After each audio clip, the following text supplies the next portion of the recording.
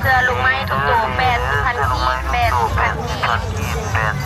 กีบเลเดอร์เสื้อลูกไม้ทุกตัว8,000 กีบเลเดอร์เสื้อลูกไม้ทุกตัวเขาเป็นจ้าเขาตัดจะ5เป็น5เลยนะ5นี่เขาขายตัวละ5ตัวละ80ก็จริงเลย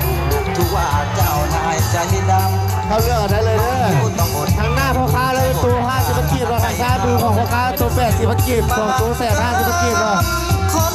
อยู่ทางหน้าพ่อค้าแล้วตัว5 6 3ตัวละ40กีบเนาะอยากได้ไว้เงินแสนสาว3ตัวแสนสาวเลยเนาะทางหน้าพ่อค้าสิ่งใหม่กับงานก็มีตัวละ80กีบสู่แต่เงินตัวแสน50กีบทองใช่พวกนั้นเราราคาแบบนี้